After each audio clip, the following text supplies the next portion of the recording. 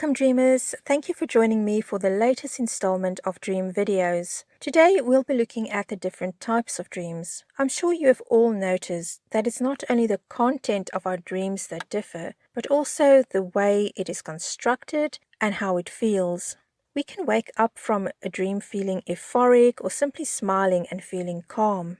Or we can even wake up tired from some dreams. And then, of course, there are those horrible nightmares that we wake up from in the dead of night in a cold sweat and with our pulse racing.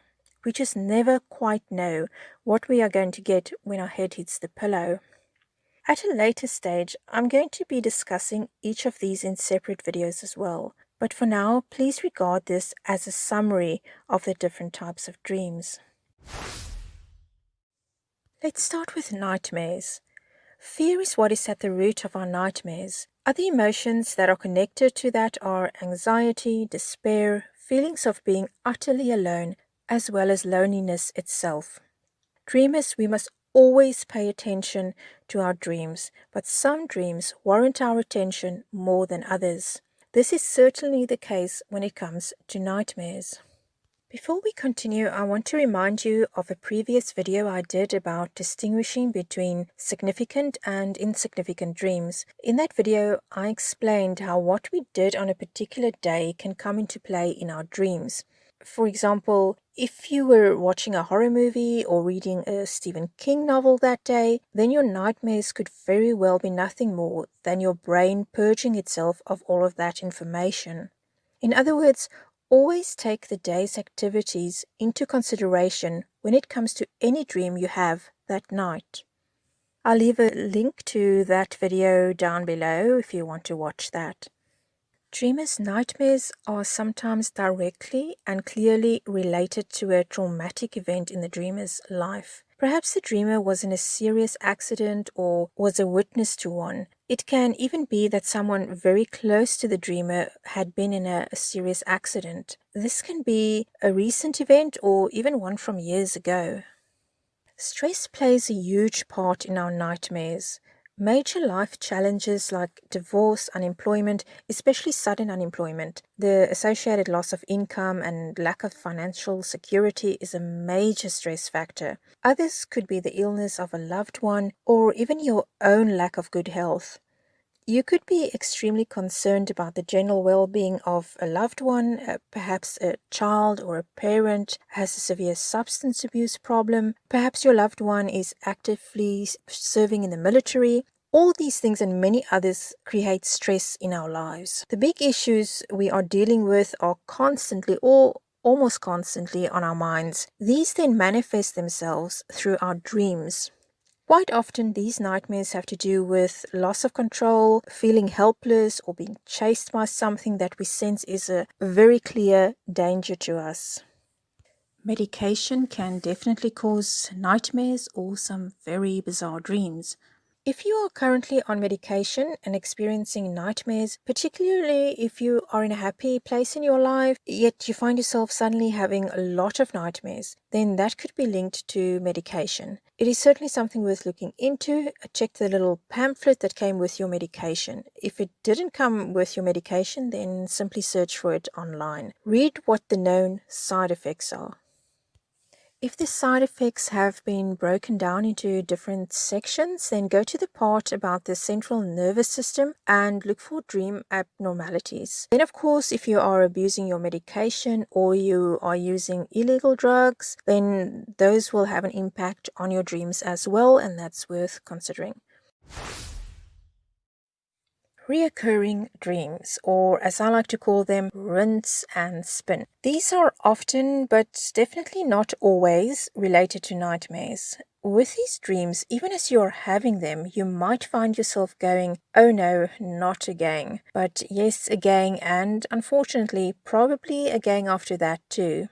There are usually slight differences in these dreams, but the main theme remains the same. Let's say you dream that you were on a boat and you got caught in a storm and now you are in the water far away from land.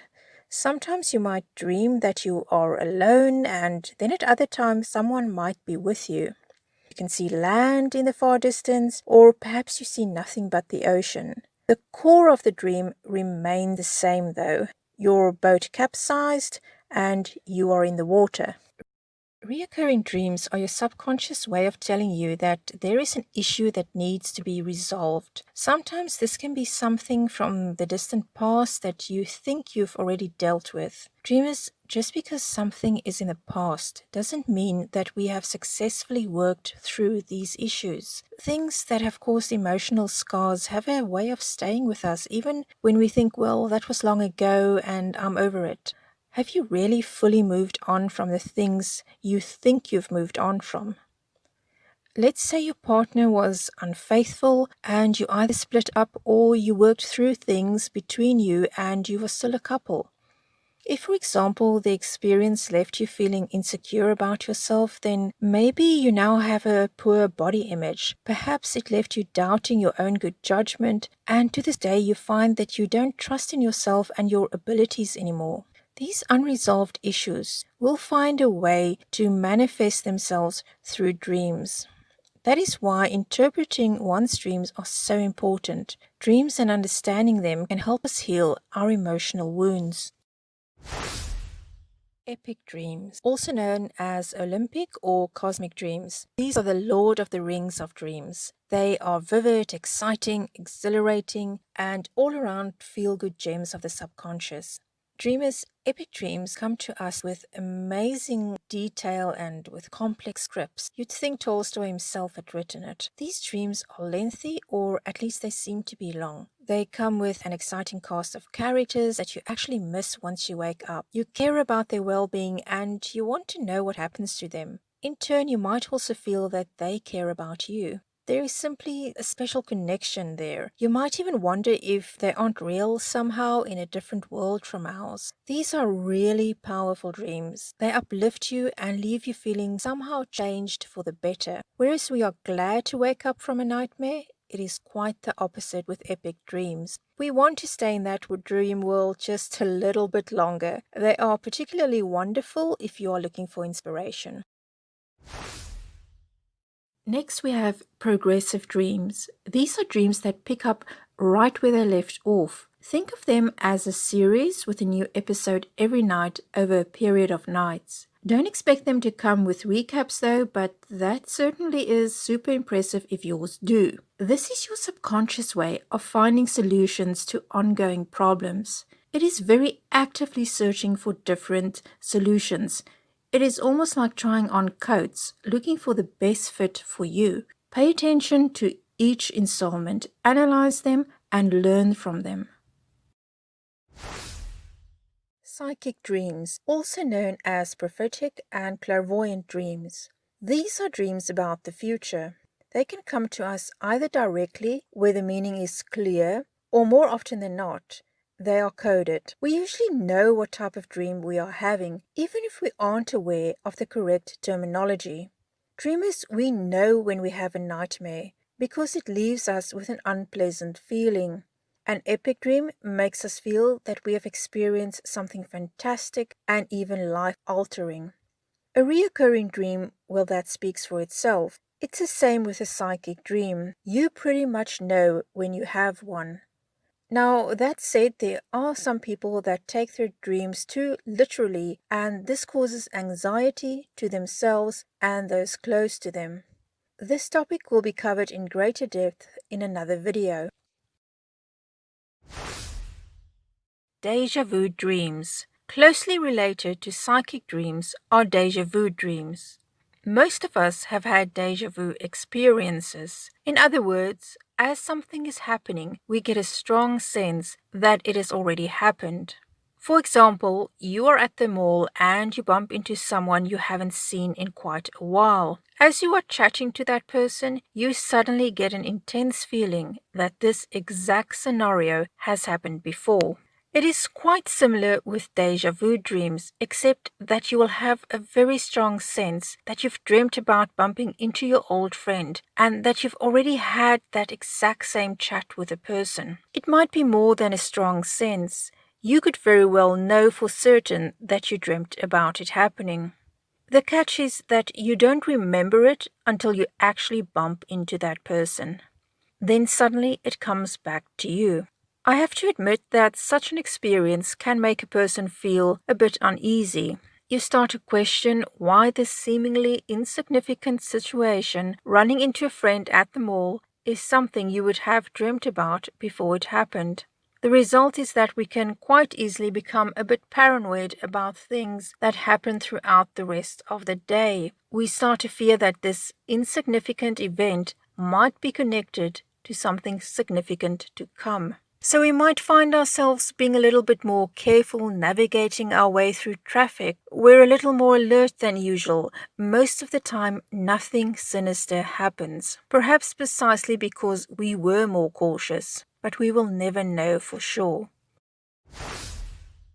Visitation dreams. These are dreams in which our departed loved ones come to visit us. They are usually dreams that leave us feeling good, but occasionally you may feel worried about what they convey to you in the dream. These dreams are more prevalent in the days and weeks following the transition of a loved one.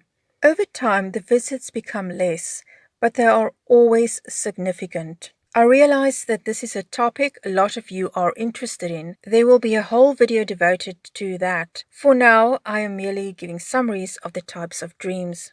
Please subscribe to stay updated on my new uploads.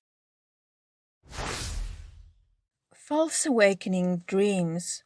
Now, these ones can be a bit of a shock when you realize that it was merely a false awakening dream. We've all had them. You wake up, you go about your morning routine, you have your latte, you get dressed, and then you really wake up, and often much later than planned. Sounds familiar? People will often report waking up tired from these dreams. Some even use them to springboard to our next dream type. Lucid dreams. This is when you know that you are dreaming. It usually happens early on or in the middle of a dream, when you suddenly realize that what's happening isn't real. In other words, an awareness of the fact that what's happening is taking place in the dream world and not the physical world.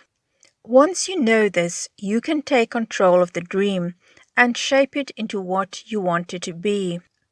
It might take a bit of practice when you are still new to lucid dreams, but you should catch on pretty fast after that. I look forward to going into greater detail about lucid dreams in my future uploads. Mutual dreams. These are often, but by no means always, related to lucid dreams. Basically, it is when you realize that you and someone close to you had the same dream on the same night. Dreamers, if you and that friend are both into lucid dream experimenting, then the two of you have probably succeeded in meeting up through the subconscious. It is also possible that it wasn't a dream, but astral projection. Another possibility is that it simply speaks of a very close bond between the two of you, and that it was neither a lucid dream nor astral projection. For now, I thank you for watching and listening. Leave your comments below and share your dreams with us. If you did like this video, then please don't forget to like and subscribe to stay updated. It really helps me and my channel out a whole lot. Until next time, keep dreaming.